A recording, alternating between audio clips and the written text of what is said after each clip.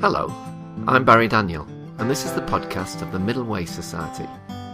Our aim is to encourage a universal approach to living a more integrated, ethical life, avoiding dogma or any appeal to authority.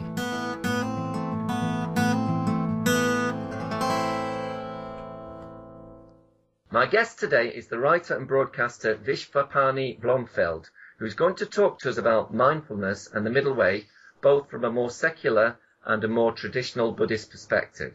Hello, Vishvapani. Welcome to the MWS podcast. Hello, Barry. Hi. Okay, could you begin by telling us about something of your life and background? Okay. So I was born in South London, in Croydon. I had a Reformed Jewish upbringing, but both of my parents were psychotherapists or are psychotherapists. And there was some kind of tension between that. And in any case, I had a bar mitzvah, and then I quite quickly stopped considering myself as Jewish in any religious way, although I do in a more cultural way. Yeah. And subsequently, quite soon after, in fact, encountered Buddhism in the form of meditation classes in my particular London suburb, and really enthusiastic, became a Buddhist, and this was the Triratna Buddhist order, Buddhist community under its previous name, Friends of the Western Buddhist Order. Yeah. And that's actually been my Buddhist / religious affiliation ever since. So en route since then, and that was aged 14, 15. Then I was involved with that particular Buddhist community. I went to university. I was in an English group of 10 of us, 12 of us, with none other than Robert Ellis, the founder of the Middle Way Society. And after that, for many years, I worked for the Triratna Buddhist community. Yeah. I edited a magazine called Dharma Life. Became very fascinated by all of the things that were happening then and continue to happen as Buddhism, in particular, has come into Western culture, how that relationship has evolved and what it really means. I was ordained into the Triratna Buddhist community. I got the name Vishvapani. What does that mean, to be ordained? It means, it's a very modest name that means something like holder of the universe. So, that's a lot to live up to. Anyway, that was when I was 27. Yeah. So that's 22 years ago. I worked in the community. I edited Dharma Life magazine and did all sorts of other things. Some years ago, I stopped working for the community in a formal way. I started working more as a freelance writer and editor. So I've written the substantial life of the Buddha. I broadcast on Thought for the Day. I now live in Cardiff with my wife and 4-year-old son. And what else? Yes, I teach mindfulness. So as this secular mindfulness movement has developed, I've embraced that really, and I'm a very committed, very engaged teacher of mindfulness courses, mainly for the general public, but in other ways as well. Okay, and that presumably by that you mean mindfulness based stress reduction? Yes, there are actually various forms of this thing. So mindfulness based cognitive therapy is, strictly speaking, what most people teaching mindfulness in the UK teach. That's what I teach. Yeah. So what do you see as the strengths and limitations of this more secular interpretation of mindfulness? Well, for someone like me, who's been practicing mindfulness for many, many years and teaching meditation for many years as well, what's happened, particularly over the last decade with the adoption of secular mindfulness in a wider society is really quite amazing. It's just astonishing to me. I mean, I looked at the Amazon bestseller list yesterday, and there are 2 books on mindfulness in the top 20. Wow. Which ones are they? Mark Williams' book, Finding Peace in a Frantic World, and a book by Ruby Wax called Sane New World. Wow. So there are, and that's just one outward sign of what's happening. And the media's full of mindfulness. There's a rather attractive blonde woman on the cover of Time magazine, and the title, The Mindful Revolution, or The Mindfulness Revolution. So something's happened, and I'm very, very happy about that, because I think the courses are making meditation accessible on a much wider scale, much wider than we ever imagined would be possible. And they're also bringing with them 1 or 2 of the most fundamental teachings and lessons of the mind in a way that is quite brilliantly constructed. That's why these courses have been so successful. It's quite a brilliant packaging exercise by John Kabat-Zinn. The fundamental lessons, and this is what I see people encountering, are firstly that you've got a mind, which is so fundamental to our lives. But, when our minds are working fine and we're quite happy, we don't think about them. We think, I'm just me. Yeah. With my experience. But when our minds don't work, they don't do what we want them to do. And that's what happens when people get stressed, or they get anxious, or they can't get to sleep at night, or any of those things. They get depressed and they're in hell for 6 months. Mm-hmm. Then what that confronts you with is you've got a mind. And the second part of that is that the mind is conditioned. That the states of mind we experience arise from certain causes and conditions. And we don't really, in the first instance, know what those are. And then mindfulness techniques give people ways of working with their minds. Yeah. So that is really, leaving aside the content of mindfulness techniques and even the style of them, that is such a fundamentally radical teaching to offer people. And it turns out that many of the messages that our society give us about how our minds work and what we think will make us happy are wrong. And hence we have an epidemic, really, of stress, anxiety, depression, which seems, from what we can tell, to be getting worse and worse, and especially among younger people. So there's a tremendous need for this, and that's really why mindfulness has hit a nerve recently. And those lessons, if you're familiar with the Dhammapada, the Buddhist, one of the key collections of Buddhist sayings and teachings, it starts with those lessons. So Buddhism really starts with the lesson, all things are proceed from the mind, developed by mind, led by the mind.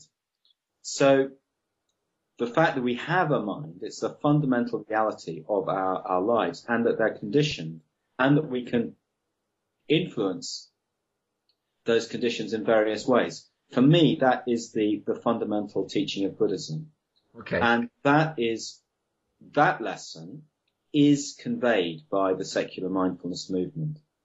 However, and although I'm very committed to that movement, it does have certain limitations. The main one that's kind of built into it, that's intrinsic, is it's based around 8-week mindfulness courses. You can't master anything in 8 weeks. I mean, if you had an 8-week piano playing course that offered to make you a wonderful pianist, we would laugh at that. So that, I think, is purely contingent. It's purely because of economics, actually, that an 8-week course is a convenient kind of time period. And the other problem that follows from that, or some of the attitudes around that, is that it's so tempting for people to think that they can start teaching this stuff really easily and really quickly. Mm-hmm. And that misunderstands the nature of mindfulness teaching. And actually the people who are in most influential positions, like Jon Kabat-Zinn in the States and Mark Williams in this country, are quite clear themselves that mindfulness is something you have to embody. And it's caught as much as it's taught. It's something that you, it's not a technique in itself. It's more an attitude and a turn of mind, a way of living. So you can't teach mindfulness any more than you can teach people to write poetry. Yes, you can give them techniques, but that doesn't make them a great poet. So although that isn't inherent in the mindfulness movement, it's very tempting to think of it as a technique. And that is the way that corporations and government are tending to look at mindfulness. So that is a big problem that we have to try and address, or try and offset, I think. Remember something that Stephen Batchelor said? Yeah. He says he sort of sees it as a bit like a Trojan horse for a lot of the more spiritual, ethical or Buddhist grounding of mindfulness. People come to this first maybe just because they want to, as you say, be more relaxed or less stressed. But if one does embrace it as a way of being, then these things will inevitably, are likely to follow. What do you think about that? Well, I don't know about inevitably. I don't even know about likely. And I also don't know about Trojan horses. Jon Kabat-Zinn's phrase that got him into a lot of trouble actually was stealth Buddhism. A stealth fighter comes in under the radar, doesn't it? And it evades all detection. Then next thing you know, you've been bombed. And the Trojan horse fooled the Trojans, and that was their way into Troy. Yeah. So I think we've got to be careful about any of those ideas about tricking people into adopting Buddhism. We've got to be very clear that we're offering them something that people can take on any level, and they can explore or they can not explore as they want. So that's really about the motives that the one brings to teaching mindfulness. Okay. And but at the same time, I think I would rather think of a slightly more benign metaphor, like a seed. You sow a seed, and it might flourish, it might flower, it might not. Even that metaphor is not quite right, because people can make of mindfulness what they want. Yeah. But I do think, and I actually want to write a book about this, I do think that following that seed metaphor, I do think that the seed that you sow with mindfulness has a certain integrity. And if it's offered in the right spirit, then I think other things will follow on from it. Okay. I mean, I don't think everything necessarily follows on from it. And this actually might tie in with some of the philosophical emphases that I really appreciate in Robert Ellis's work, because I think what we believe is very important when it comes to ethics. And I don't think mindfulness goes anywhere near that. I mean, for example, if you believe that the ends justify the means, and the desirable end is equality of all and brotherhood of all mankind, and that the communist revolution is the way to achieve that, then your very good intentions will lead you to all the things that history shows us it can produce. And you will consider yourself a highly ethical person. Even however mindful you are, you may have misgivings and qualms, but your beliefs will be telling you that your actions are justified. So that's why I don't think any approach to developing the mind is sufficient in itself unless it addresses underlying fundamental core beliefs. Yeah. Okay. Well, on that point, do you think this is where potentially the middle way comes in as a principle of interpretation? So, for example, you hear now that in the American army, soldiers are being taught to kill mindfully. So mindfulness is being seen as an end in itself. So anything can become extreme if you're not careful, and maybe that's why we need a way of interpreting things so we can look at them in a more proportionate, provisional way. Well, we certainly need the middle way, and we certainly need proportionate ways of looking at things. I don't actually think the US Marines are being trained to kill mindfully. But if you've got a stress reduction or techniques or ways of managing your stress, you can't imagine a more stressful situation than being in Afghanistan with people firing rockets and setting off IEDs and so on. So it's more about how you manage your state of mind under stress. It so happens that this particular state of mind is the particular lifestyle these people have is one that causes other people many qualms. Yeah. Okay. Yeah. There seems to be an ever-increasing body of evidence that suggests that mindfulness does what it says on the tin. Couldn't that in some way be counterproductive? Either practitioners become very goal-oriented. Well, I think a lot of the criticisms of mindfulness, in thinking about this, we have to take on what mindfulness courses actually involve. Yeah. At least when they're taught well. And they actually involve looking at one's tendency to be goal-oriented and the cost of that. Yeah. So, that's why this is so interesting, because it has certain things built into it that resist the temptation to turn it into a technique. Yeah. And it becomes bad mindfulness at that point. Yeah. Okay. One perception of mindfulness or in more general terms, meditation is that it can be seen as narcissistic or navel gazing is often the term used. What are your thoughts on that? Well, I go back to what I said initially, that the mind, for me, is a fundamental reality of our lives. Yeah. And unless we're addressing our states of mind, we're not really addressing who we are as human beings. And that seems to be so fundamental that it's really missing a very important point if we call that navel gazing.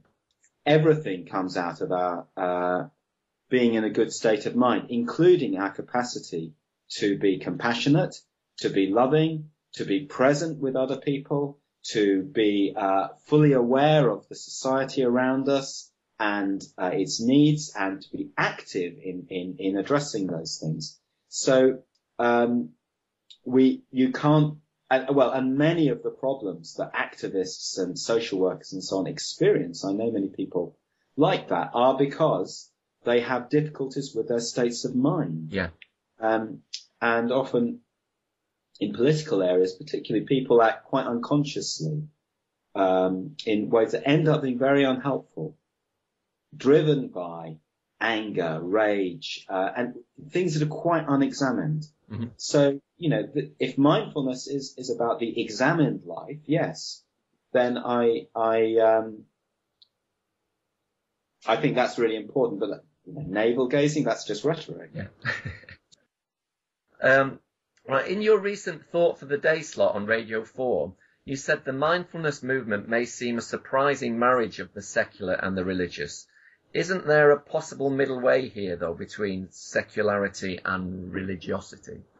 Yes, well, I'm saying it may seem that yeah. to people, and I think it genuinely does seem that. I mean, what other technique or resource is there that's come out of something that has been a religious tradition and has proved so profoundly useful and relevant to modern life? I mean, there are things like hatha yoga and tai chi and so on, but mindfulness is along with those and maybe the most prominent. So the surprise, I think, is that things that are embedded in the what's seemingly a religious context turn out to be so relevant, regardless of faith and creed and history as well. Okay. What are your understanding of those terms, secular and religious? Well, I don't consider myself a dictionary, so I want to subscribe to a particular definition. But when I think of secularity, I think of firstly something that rejects a framework, a metaphysical framework that we're familiar with in the major world religions, with Buddhism being a query in that. Okay. That emphasizes this world and the experience that we have in this life rather than future lives or past lives, and often is connected with a materialist outlook in terms of what the mind being essentially a function of the body and so on. It would be those sorts of things that I would. And religious? Do you associate religious principally with belief? No, I take religious to be a more of a kind of anthropological term. Okay.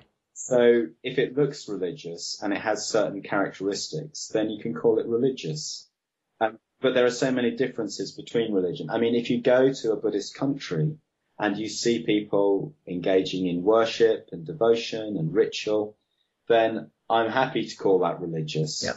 Though not in a definitive way, not to say that that's the same as the ritual and that's conducted in a Christian context, for example.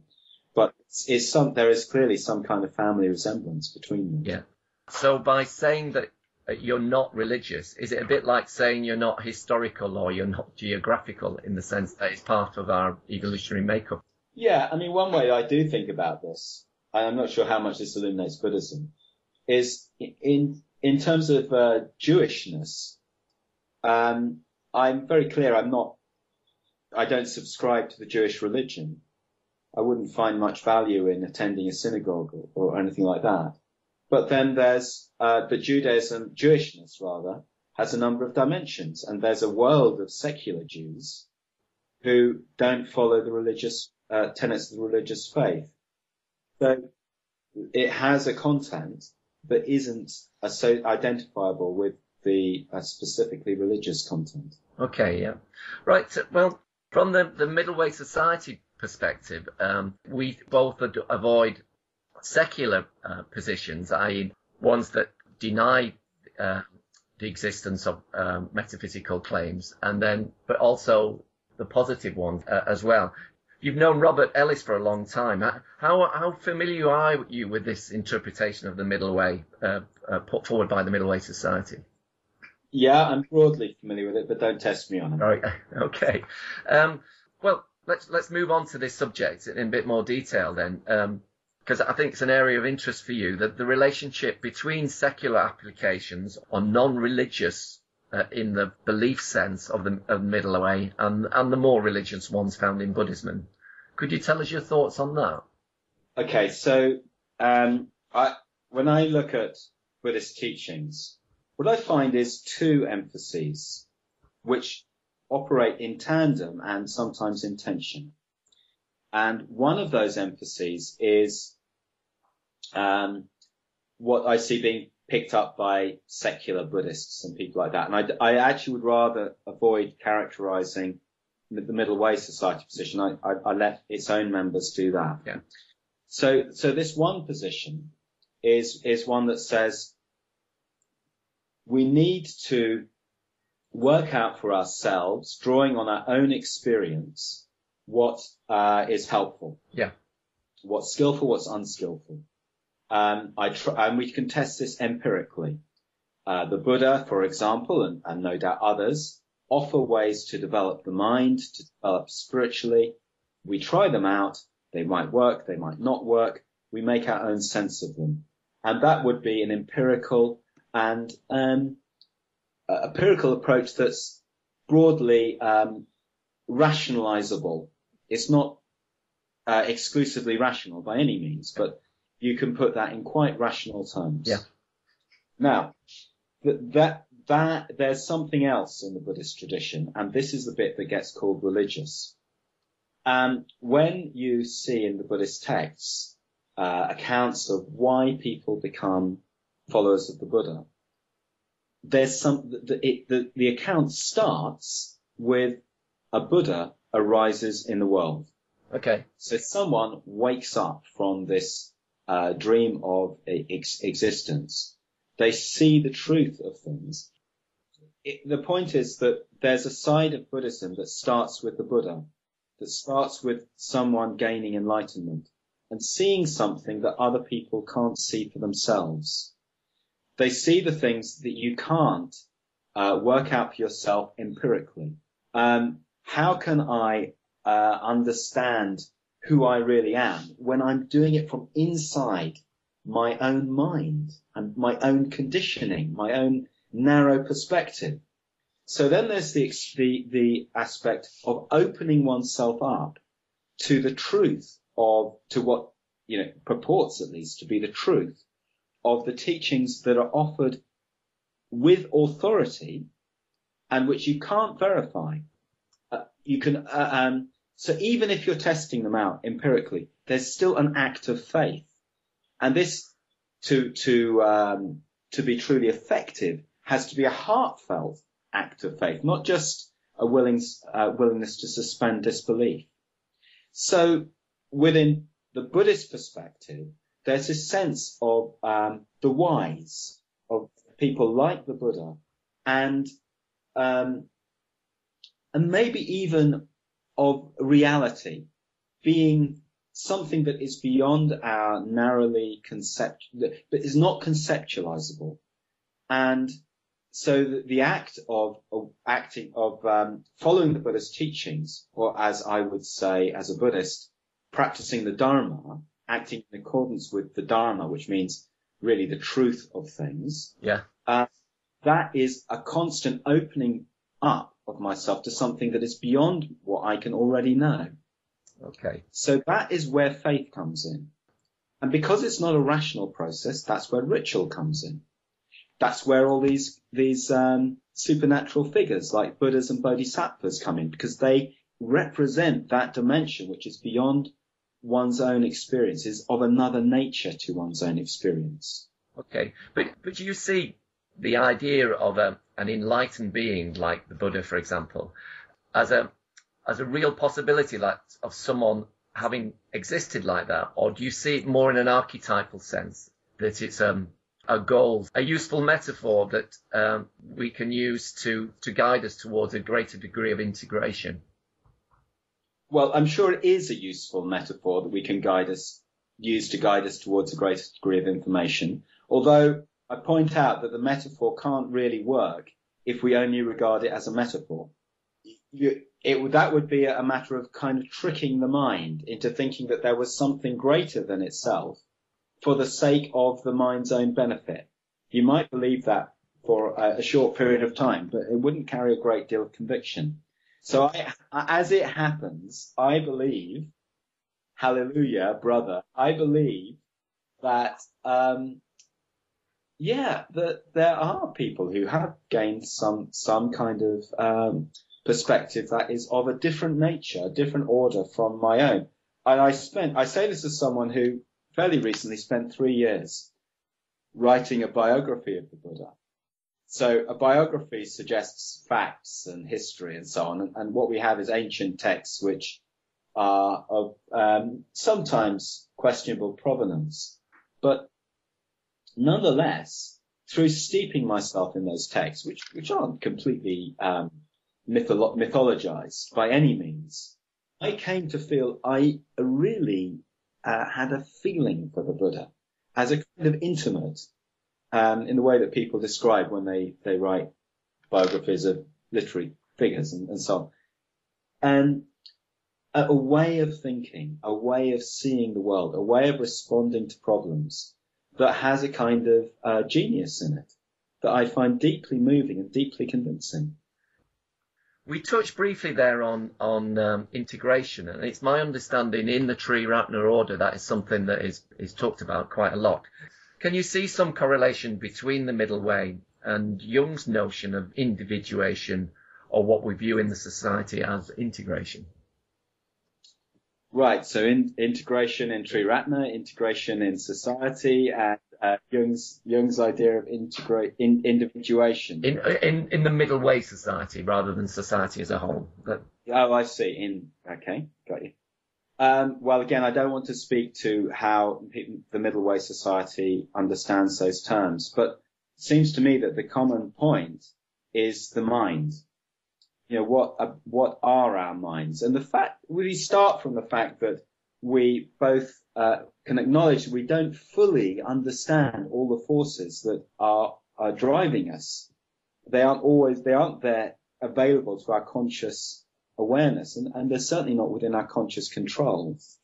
If you start with that, and then the intimations that we have of all sorts of things going on in our minds, what do we fundamentally want to achieve with our lives? What really makes us happy? What are the different levels of happiness and that we might possibly experience? So if we open ourselves up to that, then we do need to start to have some kind of language about how we open up to those different levels. And of individuation, with Jung's language, what I take from his language is a rather poetic way of envisaging these different elements of our consciousness, our psyche. Okay. As well as meditation or mindfulness, do you think the arts and critical thinking are important for the Middle Way? Well, the arts and critical thinking are very important for anyone who wants to develop their capacity to live more fully and to think more clearly, I think. You know, the arts, art is, first of all, I suppose art grows from the human capacity, the human desire that we always seem to have had since we were cavemen, to tell stories and create images. Yeah. As in cultural history, as we've become more self-aware, we want to do those things and even make sounds in ways that help us to make sense of our experience more fully. We create these images outside ourselves that are showing us more fully, more deeply, more clearly what our inner worlds are like, what other people are like, why people operate, how we come together as societies. Yep. And those images, and we are incredibly fortunate, are we not, that we have thousands of years, or hundreds of years anyway, of an incredibly rich literature and literary and visual arts tradition. So, yeah, that's all very, very important for me. Now, I know that you as a Buddhist see uncertainty and the embrace of uncertainty as a very much part of your practice. Do you see the arts as a way of tolerating ambiguity? I think ambiguity is a very important part of the arts, and partly the role of metaphor. Yeah. In the arts. I suppose all of the arts create images that stand for something else, so that they're all metaphors. And when we think in concepts, we're constrained by the nature of concepts. When we think when we use metaphors, we have the capacity to think in images, yeah, to think in stories, and those stories can allow. They do offer access to much more complex, much subtler ways of understanding the world. One way of interpreting the Middle Way is that it joins psychology with philosophy, i.e. that there are certain types of views that can only be held in a state that involves psychological rigidity, and thus are not well justified in a wider philosophical perspective. Do you think that ties in with your view of the Middle Way? Yeah, so you're touching on the relationship between views and emotions, really. And I think that is such a fundamental question. I think that is one of the Buddha's great insights. For me, that insight does go back to the Buddha. He looked around at the views of his contemporaries, and he analyzed them not so much in terms of their conceptual content, but in terms of their emotional content, the attitudes that framed them. And he saw he thought that those were fundamental, And if you have a view that's fundamentally based on insecurity or anxiety or some kind of desire, emotional desire to evade the truth, it can't in the end be be something that will make us happy, because it is it's going to be leading us. There's going to be some element of evasion of reality, and that evasion is going to be the cause of our suffering. So I think that's why we need to ask not only what we believe, but why do we believe it? And then there's another question, which is, no, really, why do we believe it? And I agree with the emphasis in the Middle Way Society, as I understand it, that this is absolutely essential and is largely neglected by a lot of discussion about what we believe. I mean, it's completely absent from politics, for example. Yeah. Where it comes out as windy rhetoric when it is touched on at all. But, not. So politics then becomes a matter of which shopping list you want to subscribe to, rather than no. What do you think's important, and why do you think that's important? Yes. And also, again, related to this, Vishvapani, can we have a view of objectivity in an incremental sense, rather than saying, like the way we use it in everyday life? You say, come on, be more objective about this. Can we then have a degree of accord about things like ethics or the arts? If you look at life in this way, rather than seeing things as two polar opposites, but we can have a degree of objectivity about things, if that makes sense. Yes, I appreciate Robert's emphasis on incrementality, and that's very realistic. Okay, right. We touched on enlightenment, but as a Buddhist, do you believe in things such as karma and rebirth, or do you adopt more an agnostic position on those things? Well, I think I do adopt an agnostic position, but my main reflection recently on rebirth is that when I look at I find I'm inherently skeptical. My grandmother had 5 husbands, and she spoke to them all frequently through a spiritualist medium. And she had a spirit guide who was a Red Indian chief. She remembered vividly her own past lives as a handmaiden of Princess Nefertiti. Right. And she wrote novels based on her past life experiences. And it always struck me as being rather amazing that the actual, genuine past life experiences read in exactly the same way as trashy romantic potboilers. So I've never been without skepticism about rebirth, certainly as it's understood. But again, steeping myself in the Buddhist texts in recent years, I'm very aware that the belief in rebirth is tied up with something else, which we've kind of was there in every traditional society, and we've lost in our society, which is belief in ghosts and spirits and demons and all of those sorts of things. If you believe in ghosts, you believe in rebirth. Actually, if you believe in heaven, you believe in rebirth. Yeah. You may at least in future lives. You may not believe in past lives. But and many people do believe in ghosts, actually. If I saw one, then maybe I would. But I haven't seen any ghosts. And I'm just aware that in traditional societies, all these things are part of life, part of daily life. And they're not in our society.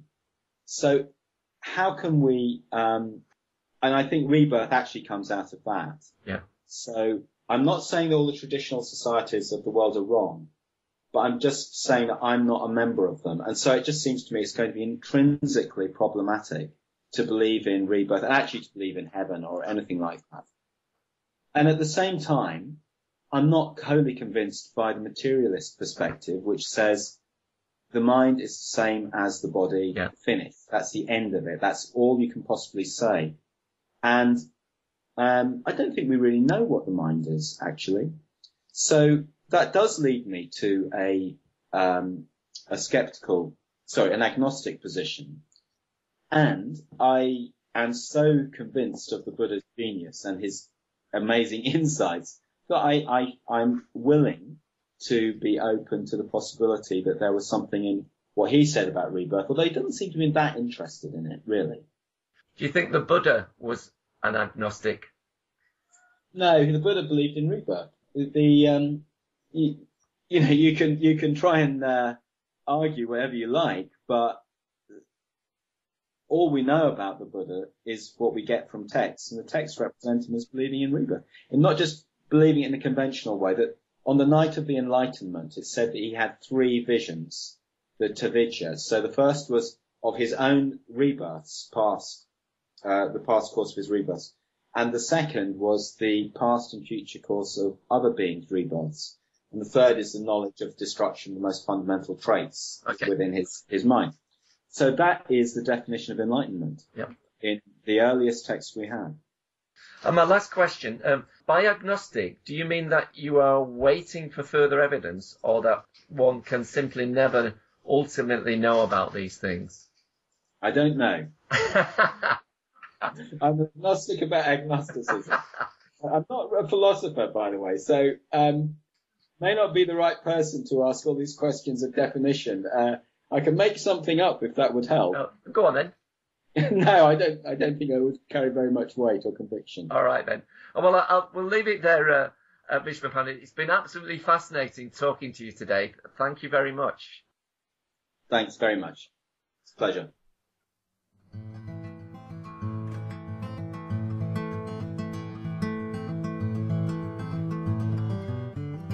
You can find out more about Middle Way philosophy at www.middlewaysociety.org.